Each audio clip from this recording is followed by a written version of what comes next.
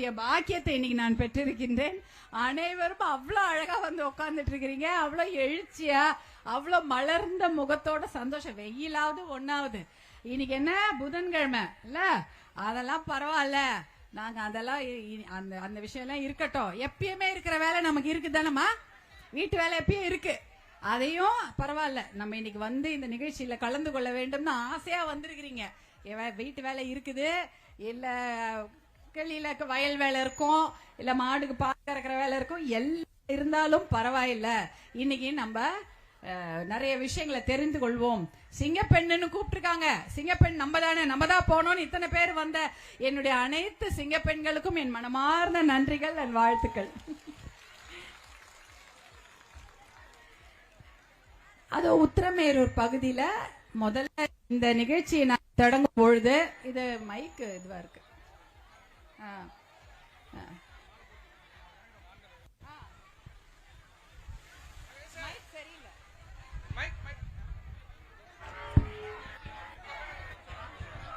அந்த மைக் சரியில்லை, இது கேட்கும்னு நினைக்கிறேன், பார்க்கலாம்.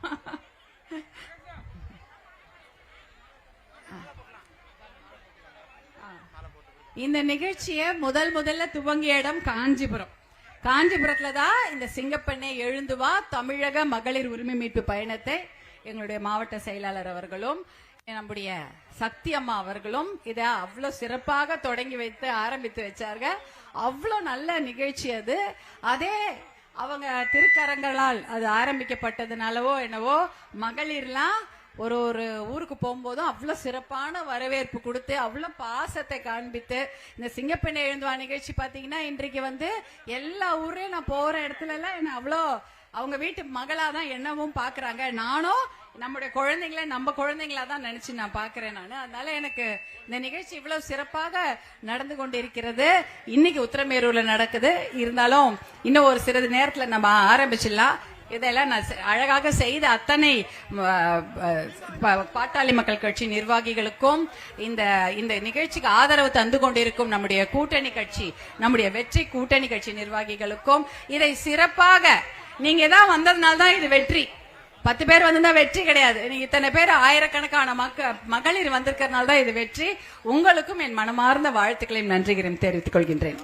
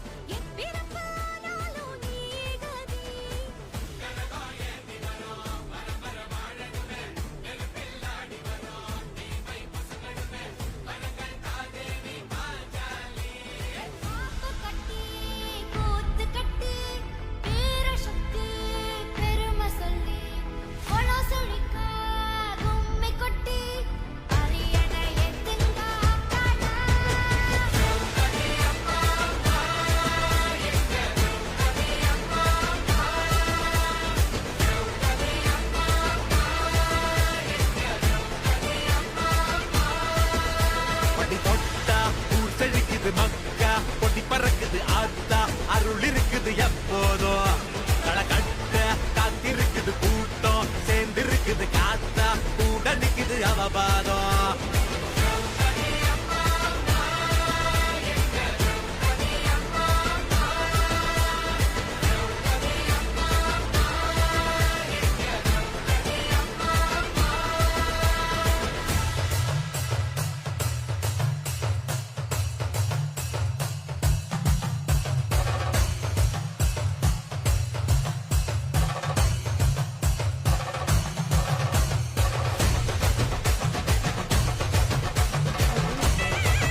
ஆனா அது எவ்வளவு சிறப்பு வாய்ந்த ஊர் அப்படின்றது நம்மளை விட நம்ம நாட்டுக்கு தெரியும், வெளியூருக்கெல்லாம் தெரியும்.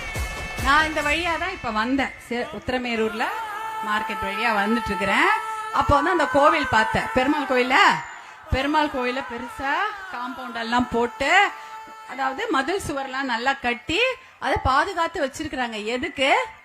ஏன்னா அதுல மிக பழமையான கல்வெட்டுகள் இருக்கிறது. உங்க எல்லாருக்கும் தெரியும் தானே? தெரியாதவங்க யாரா இருக்கீங்களா?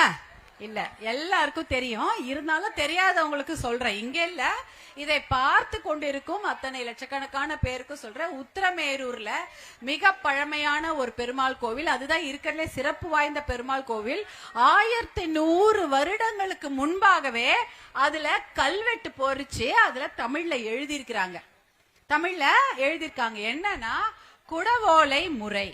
குடவோலை முறைனா ஒரு குடம் இருக்கும், அந்த குடத்துல ஓலை போட்டு வைக்கிறது. எதுக்காக ஓலை போட்டு வைக்கிறாங்க? எதுக்கு குடம், எதுக்கு ஓலை போட்டு என்ன பண்ண போறாங்க? நமக்கு இதெல்லாம் பார்த்தா ஏதோ லாட்டரி சீட் எடுக்கிறாங்களா அப்படின்னு தோணும். அப்படிலாம் இல்ல. அந்த குடவோலை முறை என்பது இன்றைய ஜனநாயகத்துல ரொம்ப ரொம்ப முக்கியமான விஷயம். அதாவது மக்களால் ஒருத்தரை தேர்ந்தெடுக்க போறாங்க. இந்த உத்திரமேரூர் பகுதியில இப்ப வந்து இந்த கோவில்ல அதுல எழுதி வச்சிருக்காங்களாம், 2 கல்வெட்டு இருக்கு. அந்த கல்வெட்டுல யாரெல்லாம் எலெக்ஷன்ல நிக்கணும் அப்படின்னு எழுதி வச்சிருக்காங்க. ஒரு கிட்டத்தட்ட 19 தகுதி இருக்கணுமா. அந்த 19 தகுதி இருந்தாதான் அவங்க தேர்தலில் நிற்க முடியும். எப்ப எழுதி வச்சுட்டு போனாங்க?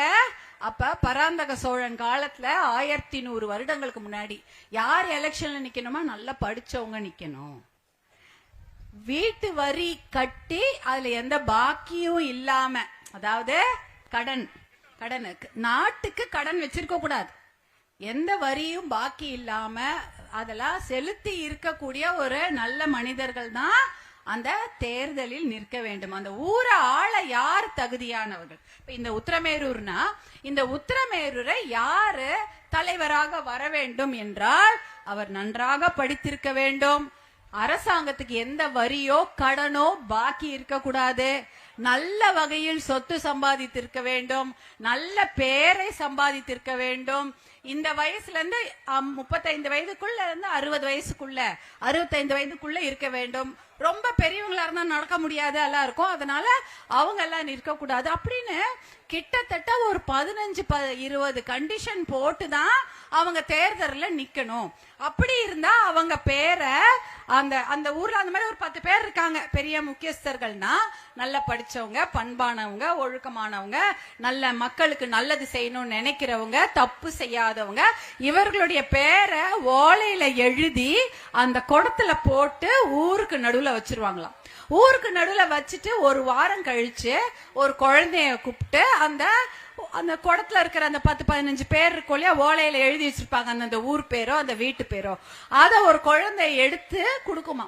அந்த குழந்தை எடுத்து கொடுத்த உடனே அதுக்கு பிரிச்சு படிப்பாங்க யாரு அந்த பேரு இருக்கிறவங்க தான் அந்த ஊரோட தலைவராக தேர்ந்தெடுக்கப்படுவார். இதுதான் குட ஓலை முறை.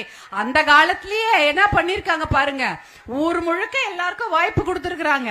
நல்லவங்க, படிச்சவங்க, வல்லவங்க, தப்பு செய்யாதவங்களுக்கு வாய்ப்பு கொடுத்து அதுல ஒருத்தரை தேர்ந்தெடுக்கிறது.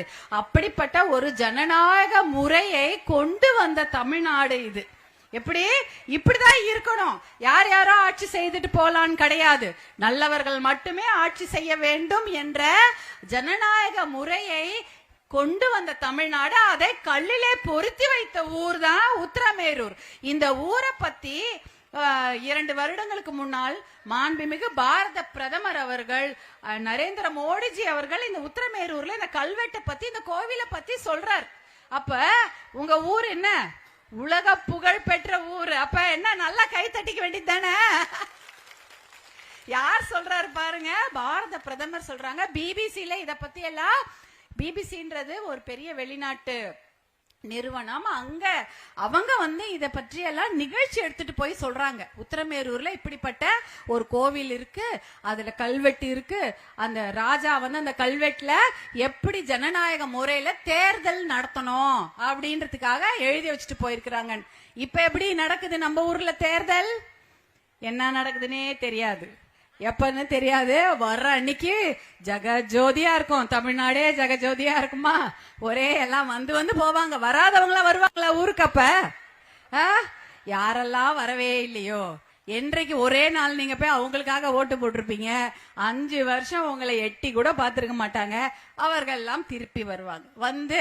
அம்மா இப்படிமா அப்படிமா, நகை கடன் தள்ளுபடி, படிப்பு கடன் தள்ளுபடி, உங்களுக்கு இந்த தொகை கொடுக்கறோம் அந்த தொகை கொடுக்கறோம்னு சொல்லி மக்களை ஏதாவது ஒரு தவறான வாக்குறுதிகளை கொடுத்து, நிஜமாவே அதெல்லாம் நிறைவேற்ற முடியாத சில வாக்குறுதிகளை கொடுத்து மக்களை ஏமாற்றுவதற்காகவே அந்த சமயம் வருவாங்க. எதுக்கு? எலெக்ஷன். அதுக்காக தான் எலெக்ஷனுக்கு, தேர்தல்ல அந்த சமயம் வந்துட்டு போவாங்க. ஆனா இந்த உத்திரமேரூர்ல உங்களுக்கு என்ன சொல்லியே வச்சுட்டாங்க, எப்படிப்பட்ட ஒரு மனிதரை நீங்கள் தேர்ந்தெடுக்க வேண்டும். நல்லவர், வல்லவர், ஒழுக்கமானவர், தப்பு செய்யாத மனிதர்களை நீங்கள் தேர்ந்தெடுக்க வேண்டும்னு சொல்லியிருக்காங்க. அதே தான் நீங்க பெண்களாகிய நீங்கள் கருத்தில் கொள்ள வேண்டும். அதே சமயம் இந்த உத்திரமேரூர் மாவட்டம் பெரிய ஏரிகள் நிறைந்த மாவட்டமா?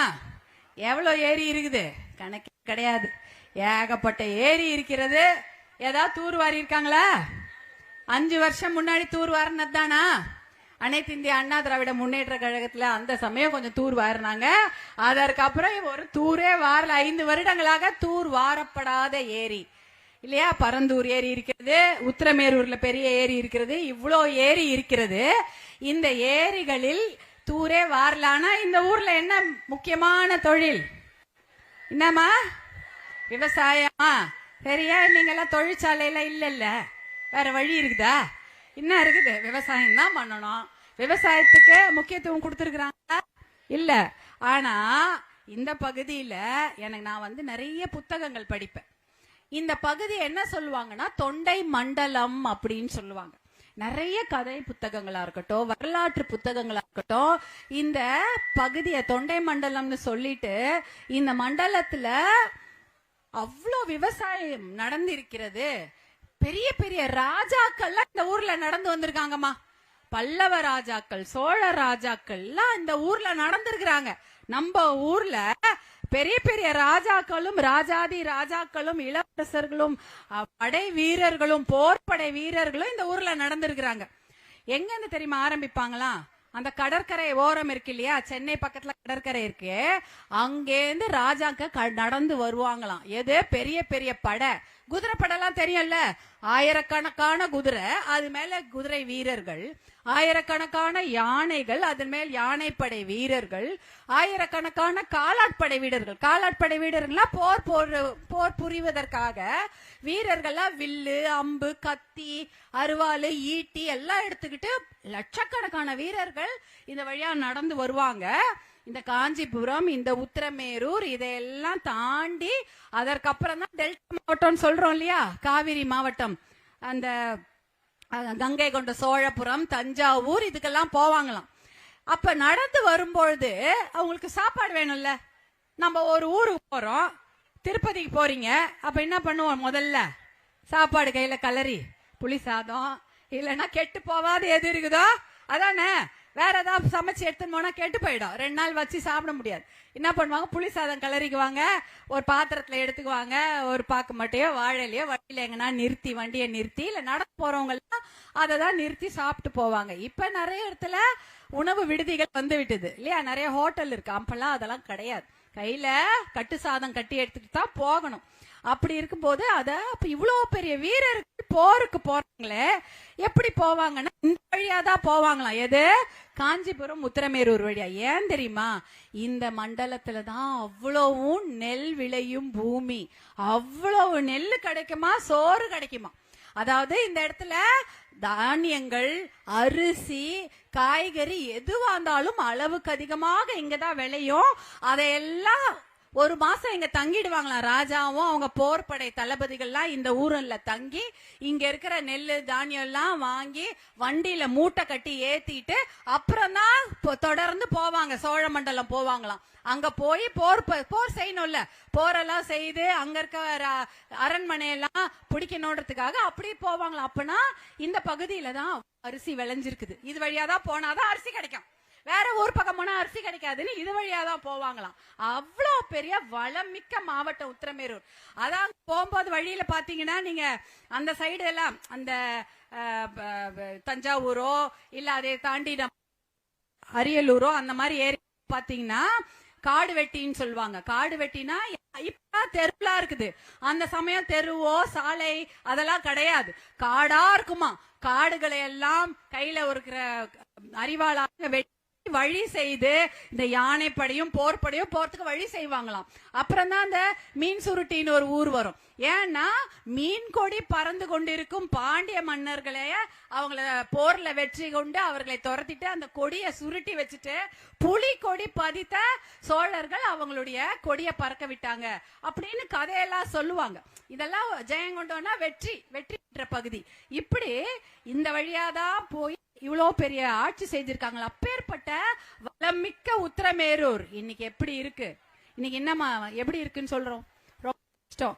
பசங்களுக்கு வேலை இருக்கிறதா? நம் பிள்ளைங்களுக்கு வேலை இருக்கா? விவசாயம் இருக்கிறதா? நெல் கொள்முதல் நிலையங்கள் இங்க இருக்காமா? நெல் கொள்முதல் நிலையங்கள் எவ்வளவு இருக்கு? ரொம்பவே கிடையாது. ஆனா பீர் ஃபேக்டரி எவ்வளவு இருக்கு? 2 இருக்கு. சாராய ஃபேக்டரி 4. எல்லாருக்கும் நல்லா தெரியுது. அதாவது எந்த ஊர் இது? அந்த காலத்திலே சோழ மன்னர்களும் பல்லவ மன்னர்களும் போருக்கு போகும்போது இந்த ஊருக்கு வந்து அரிசி எல்லாம் வாங்கிட்டு மூட்டை கட்டிட்டு வெளியூருக்கு எடுத்துட்டு போயிருக்காங்க. அப்பேற்பட்ட ஊர்ல இன்னைக்கு அரிசி விளைவதற்கோ அதை சேமித்து வைப்பதற்கு கோடவுனோ அதற்கு கொள்முதல் நிலையங்களோ காண சிறப்பு திட்டங்கள் எதுவுமே கிடையாது. ஆனா மக்கள் குடிப்பதற்கும் அந்த குழந்தைங்களை கெடுப்பதற்குமான ஃபேக்டரிங் அதிகமா இருக்கு. என்ன ஃபேக்டரி? சாராய ஃபேக்டரி அதிகமா இருக்கு. இதுவா நாம் பெண்கள் கேட்டோம்? ஏமா நம்ம கேட்டோமாமா? நம்ம என்ன கேட்டோம்? ஒரு காலேஜ் கட்டி கொடுங்க. இங்க ஏதாவது அரசு கல்லூரி இருக்குதா? ஒன்னே ஒண்ணு இருக்கும், அதுவும் எங்கேயோ இருக்குது. வருஷ கணக்கா அந்த ஒரே அரசு கல்லூரி தான். நம்மளுடைய மன்னராட்சி காலத்துல கட்டப்பட்ட விடிஞ்சு விழக்கூடிய நிலையில இருக்கிற இடத்துலதான் வில்லேஜ் அட்மினிஸ்ட்ரேஷன் ஆபீஸ், விஏஓ ஆபீஸே இருக்குது. வாடகை கட்டிடத்துல தான் எல்லாமே காவல் நிலையம் கூட இயங்குது. அப்பேற்பட்ட வளமிக்க அவ்வளோ பெரிய பயங்கர அது என்ன சொல்றது, நெல் விளையும் பொன் விளையும் பூமி இது. ஆனா இன்னைக்கு நம்ம பசங்களுக்கு என்ன கொடுக்கறாங்க? வைன் ஷாப் தானா, சாராயம் தானாமா, அதான் கொடுக்கறாங்க. வேற என்ன? அரிசி விளைஞ்ச வேளாண்மை செய்தா விவசாயம் செய்தா அந்த பசங்க இந்த கெட்டு போவாங்களாமா? நல்ல விவசாயத்துக்கு நல்ல மதிப்பு இருந்தா அவங்க என்ன இந்த வேலைக்கு எல்லாம் போறாங்களா? இல்லைங்க, இங்க தொழிற்பேட்டை ஏதாவது தொடங்கி இருந்தாலும் அந்த வேலைக்கு எல்லா பசங்களும் படிக்கிறாங்க, பெண் குழந்தைகள் படிக்கிறாங்க. ஆனா அவங்க எங்கேயுமே போக முடியல வேலைக்கு. ஏன்னா தொழிற்பேட்டை கிடையாது. ஆனா இந்த உத்திரமேரூர் சுத்தி சுத்தி வெறும் சிப்காட் தான். என்ன இருக்குது? இருங்காட்டுக்கோட்டை, செய்யாரா இருக்கட்டும், இல்ல என்ன சொல்றது சுங்குவார் சத்திரம், இங்க எங்க பார்த்தாலும் சிப்காட் இருக்கிறது. ஆனா உத்திரமேரூர்ல சிப்காட் இல்ல. ஆனா இந்த திருப்புலிவனம் என்ற ஊர்ல ஏதோ விவசாய நிலங்களை எடுத்திருக்கிறாங்க, அதை வந்து மக்கள் தடுத்திருக்கிறாங்க. ஆனா அங்கே 500 ஏக்கர் அரசுடைய தரிசு நிலம் இருக்கிறது. அதை மட்டும் எடுத்து சிப்காட் அமைச்சாலே பசங்க வேலைக்கு போவாங்க. ஆனால் அதையெல்லாம் எதுவுமே செய்யவில்லை. இல்ல இந்த பசங்களுக்கு படிப்பு கொடுத்து நல்ல வேலை கொடுத்து அவங்களுக்கு வந்து நல்ல தொழிற்சாலை கொடுத்தா இந்த குடி பக்கம் போவாங்களா? போக மாட்டாங்க. எவ்வளவு குடிக்கிறாங்க இங்க ஒரு நாளைக்கு?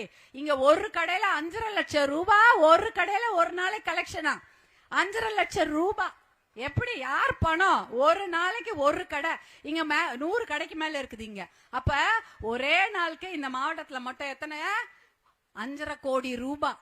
யார் பணம்? யார் பணமா? அம்மா உங்க பணம் நம்ம பணம் சொல்றதுதான். எல்லாம் உங்க வீட்டுல இருக்க வேண்டிய உங்க பிள்ளைகளுக்கு உபயோகப்படுத்திக்க வேண்டிய பணம் தான். ஒரு டாஸ்மாக் கடையிலயும் இருக்குது, 100 மது கடைகளே இருக்கிறது. வருஷ